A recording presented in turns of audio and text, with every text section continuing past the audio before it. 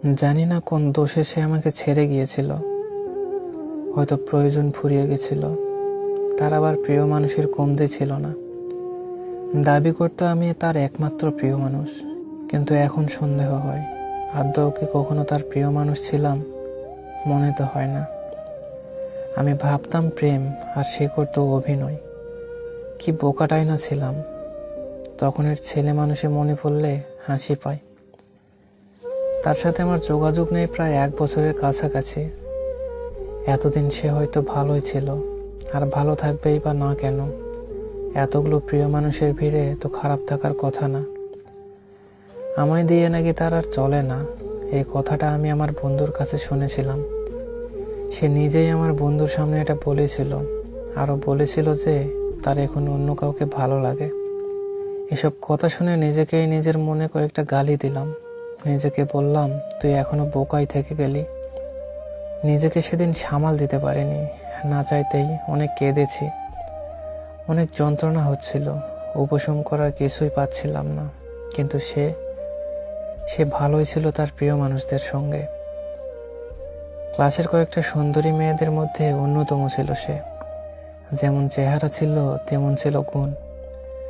সহপাঠী থেকে শুরু করে শিক্ষকরা সবাই প্রশংসায় পঞ্চমুখ। তার ব্যবহার ছিল নিদারুণ সুন্দর। এমন একটা মেয়ের প্রেমের প্রস্তাব কিভাবে প্রত্যাখ্যান করতে পারি? না করে দিলে বন্ধু হওয়ার প্রস্তাব দেয়, তখন আর কিছুতেই না করতে পারিনি। সবকিছু ভালোই চলছিল।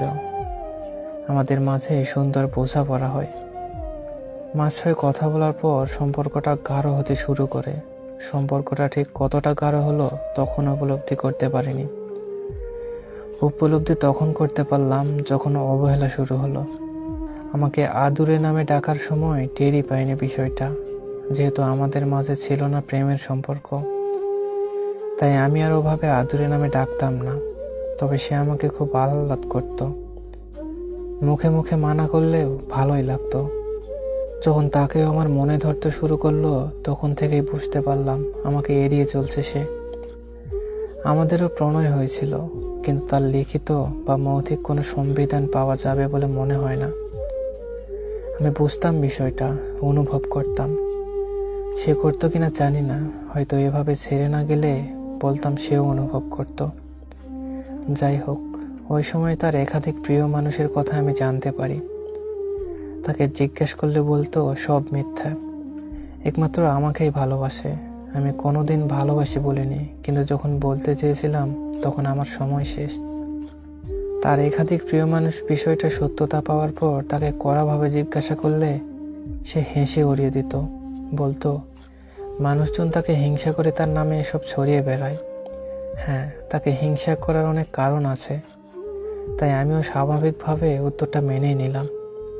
তো এইভাবে আমার সাথে সাথে অন্য তার প্রিয় মানুষদের সাথে নিয়ম মাফিক কথা হতো। কিন্তু তখন বিষয়টা না পেরেছি ধরতে, না পেরেছি বুঝতে। অগাধ বিশ্বাস ছিল তার উপর, কিন্তু কষ্ট দিয়ে ঠিকই চলে গেল। আমাকে নাকি আর চলে না।